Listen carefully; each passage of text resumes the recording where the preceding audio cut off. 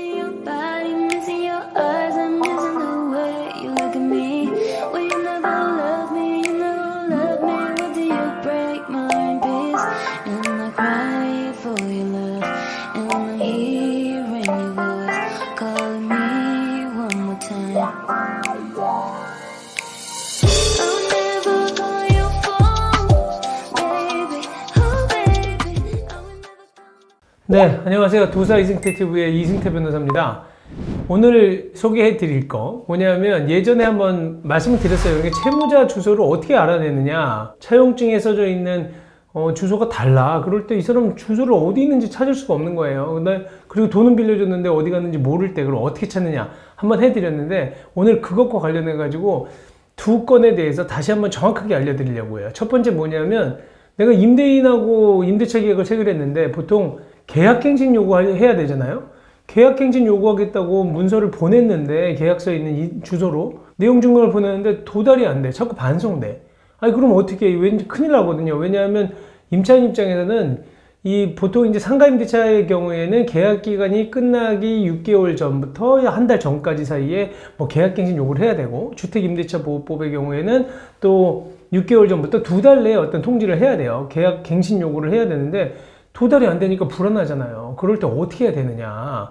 그래서 저희가 주소를 확인하는 방법, 그 방법을 알려드리려고 하는 거고, 또 하나는 일반적으로 이제 그 차용증 쓰고 돈을 빌려줬어요. 대여를 해줬는데 그때 이 사람이 지금 그 뭔가 돈을 달라고 독촉을 하거나 내용 증명 보내려고 하는데 전화 연락이 안 돼. 그리고 주소도 안 받아. 어디 사는지도 몰라. 찾아가고 싶은데 그때 주소 어떻게 알아내느냐예요.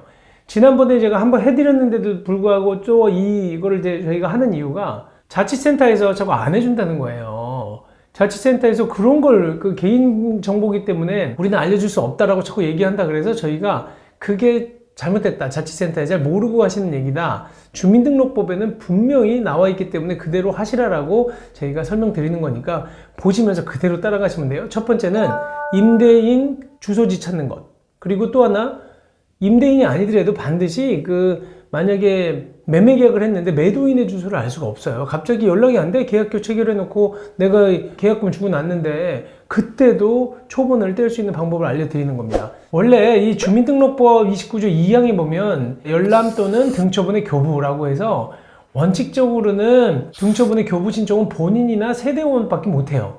하지만 다음 각호의 경우에는 그러하지 아니하다라고 해서 뭐라고 되어 있냐면 6호에 채권, 채무 관계 등 대통령령으로 정하는 정당한 이해관계가 있는 사람이 신청하는 경우 다만 주민등록 초본에 한정한다라고 해서 초본은 아시잖아요. 임대인 내지는 채무자 이 사람들만 딱 나오는 이 초본에 한정된다라고 해서 초본을 뗄 수 있는 건데 이렇게 법령의 규정이 있어요. 그러니까 나중에 뭐 자치센터 갔는데 공무원이 못 해주겠다 그러면 이 법령 들이대세요. 제 유튜브 보여주십시오.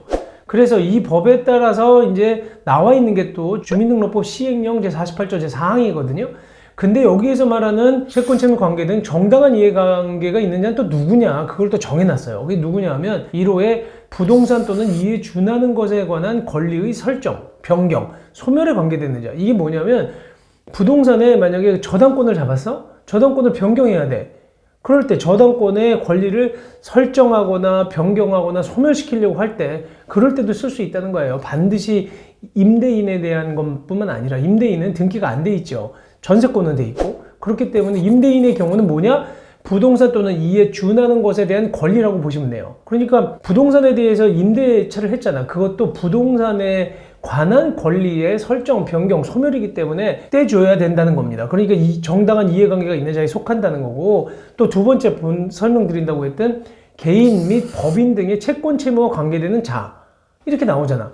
그래서 4호에 따라서 또 채무자나 또 채권자의 주소를 저희가 뗄 수가 있는 거예요. 그러니까 두 가지가 다 있다는 거. 근거를 설명드리기 위해서 이 법령 설명드리는 겁니다. 나중에 공무원한테 잘 따지시라고. 그 다음에 그러면 이제 바로 들어갑니다. 임대인 또는 임차인의 주소 찾는 법. 필요한 서류가 뭐겠어요? 처음에 내용 증명 먼저 보냈어야 돼. 보냈는데 반송됐다. 반송된 내용 증명하고 그 다음에 권리 변동과 관련된 계약서나 또는 신청서가 있어야 됩니다.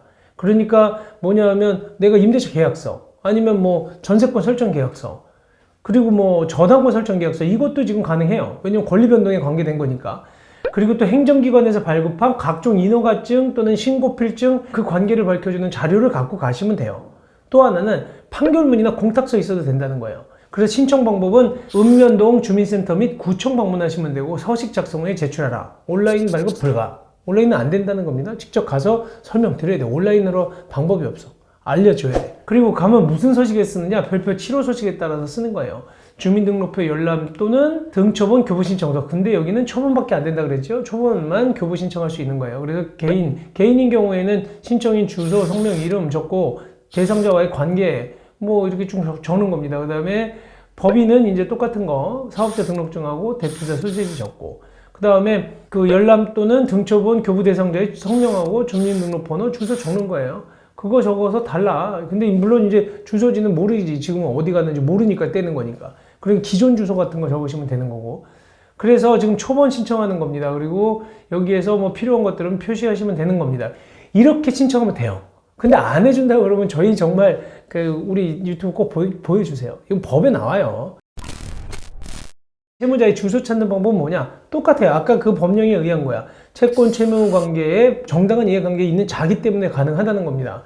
그리고 여기에는 근데 중요한 게 있어. 증명자료에는 반송된 내용 중에 꼭 있어야 돼. 그리고 또 계약서 등이 필요한데 왜냐하면 계약서, 약정서, 이름은 상관없어요. 그 다음에 뭐 차용증. 다만 변제 기일이 나와 있어야 돼. 언제까지 변제하겠다? 그 다음에 채권 채무자의 서명 또는 날인이 있어야 돼. 서명도 없이 그냥 자기 혼자 확인서 쓴 거 아니면 채권자가 혼자서 나 이거 언제까지 갚겠다 이런 게 나와 있어. 근데 채권자 이름이 없으면 못 띄어요.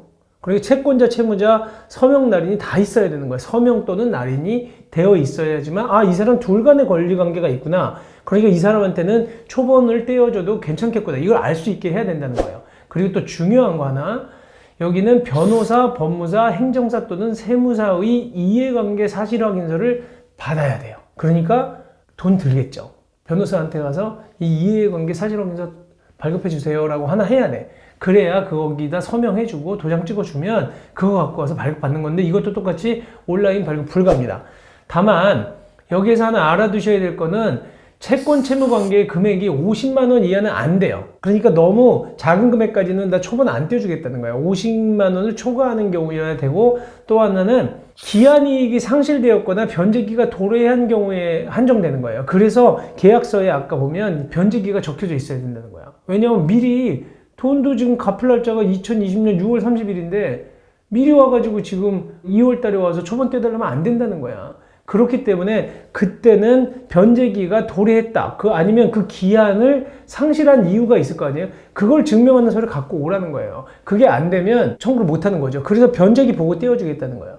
대신 이제 기한이익 상실됐다는 게 기한이익이라는 게 뭐냐면 기한이 6월 30일까지 갚기로 했잖아요. 그럼 누구에 대한 기한이야? 이 기한의 이익이 뭘까요?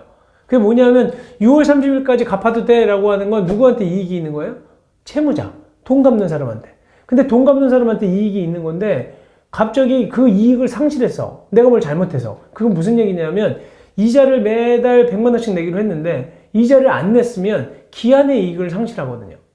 뭐 2번, 3번 안 냈으면 넌 기한의 이익을 상실했으니까 그러니까 넌 미리 갚아 이렇게 된 거지. 그런 경우를 증명해야 된다는 거예요. 이건 좀 까다롭기 때문에 아마 공무원이 안 떼줄 수도 있어요. 그러니까 그때는 차라리 변제기 지나고 가시는 게 나을 수도 있다는 겁니다.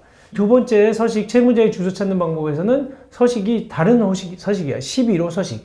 여기에는 다 동일한데 뒤에 보면 이렇게 이해관계 사실 확인서가 있습니다. 이거 출력해 가서 변호사한테 도장 받아야 돼요.